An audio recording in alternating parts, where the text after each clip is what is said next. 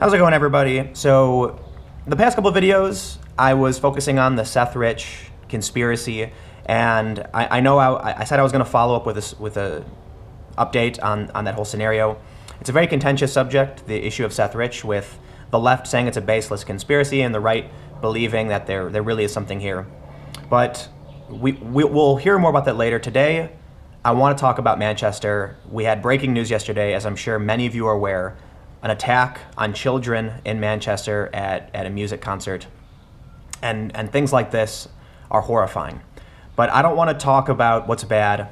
First, I want to talk about the good that we see, that cab drivers were offering up free rides to people. Hotels opened their doors and were providing free coffee, drinks, a safe place. They were allowing people to charge their phones so that we could, work to find survivors and make sure everyone was safe.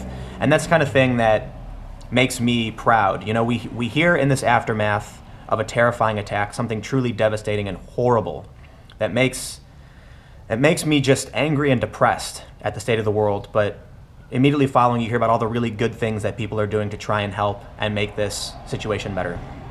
So the first thing I want to bring up as we move now into the politics, many people are saying that we should carry on like normal. Many other people are saying we shouldn't. We should figure out how to fix these problems. The criticism that I'm seeing is that people on the right are highlighting these attacks too much and paying too much mind to them. And that's fueling this terror in a sense that it's showing that the terrorism is effective and damaging our way of life. And then I hear criticisms from the right that the left is ignoring the problems and trying to just carry on like nothing has happened. But honestly, if you were to ask me, I think both sides are not wrong.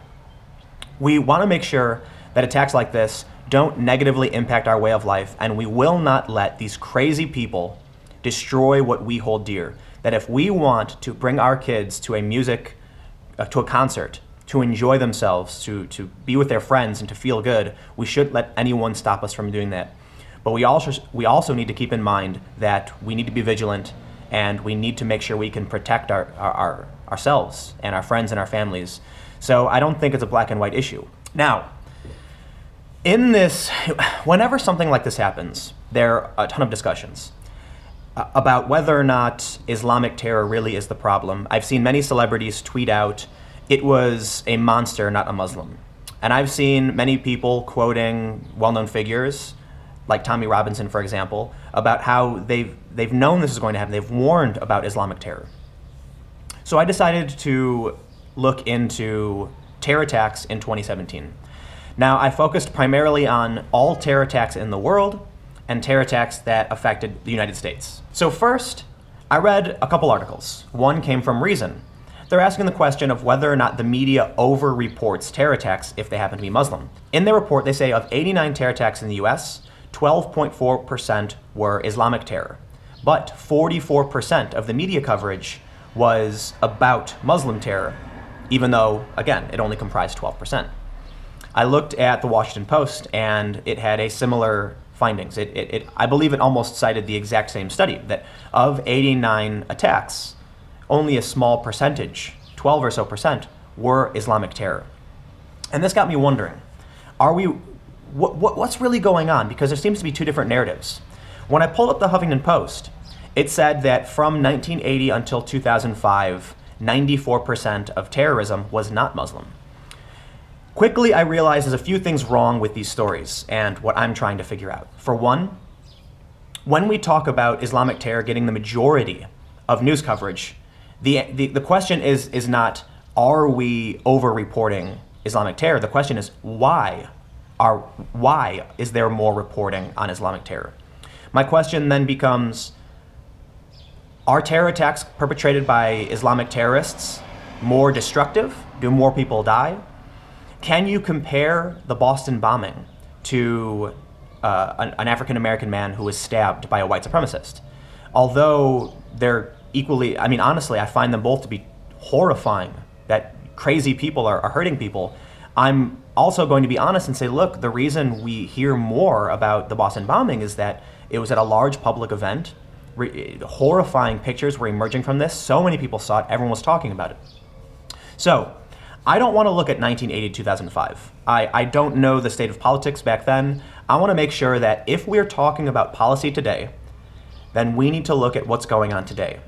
So this is why I started looking at terrorism in 2017, and here's what I found. First, let me say that these numbers come from Wikipedia.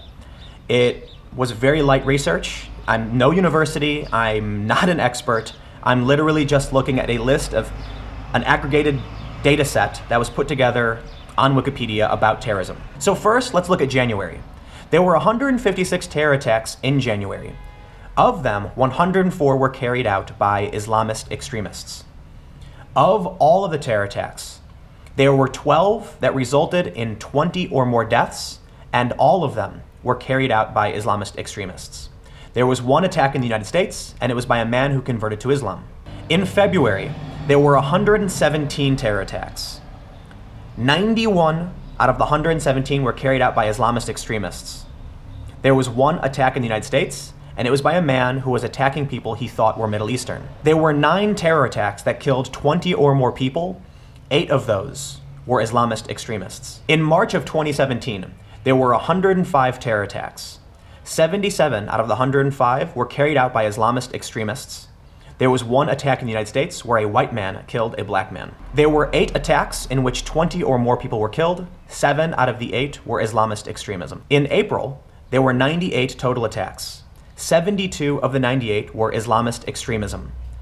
There were 5 attacks in which 20 or more people were killed, and 4 out of the 5 were Islamist extremists. There were no attacks in the United States. Finally, for May, there were 119 terror attacks carried out in May of 2017. 93 of the 119 were carried out by Islamic terrorists. There were 8 attacks that resulted in 20 or more deaths, and 7 out of the 8 were Islamist terrorists. There were no attacks in the United States. The most important thing that I want to bring up, why I mentioned the attacks in the US, the overwhelming majority of these attacks occur in the Middle East and Africa, and they are Muslim on Muslim terror attacks. So while we can look at the Huffington Post and these other articles that show us FBI crime statistics from 1980 until today, I don't think that is the right way to approach it. If we want to be fair, we're talking about people who are concerned about today, what is going on in the world today, and how new policies will affect what is happening to our country. So for the Huffington Post, for Reason, for the Washington Post, to look at statistics from 20 or 30 years ago, while I understand why they're doing it, I think it is also significantly more valuable to look at the current state and escalation of terror attacks. Now, I also will add that I did not look at terror attacks occurring in Europe, of which there have been many. For instance, I was just in France a month or so ago, and there were 6 terror attacks in 1 week when I was there. These are not on the scale of what happened in Manchester or any other significant bombing, but they are small terror attacks where people are injured. I also want to clarify that according to Wikipedia, terrorism is defined as non-state actors committing an act of violence for a political or ideological motive. And this is the numbers that they've come up with. I don't want to say that Wikipedia is the bastion of truth. It's simply a data aggregator where people come together and put this information together. It's all readily available, and you can go check for yourself. These are attacks happening within countries for specific political and religious reasons. The question of whether or not refugees from these places will bring it to us is an entirely different question. One of the arguments made is that the people who are fleeing these countries are running away from these crazy terrorists.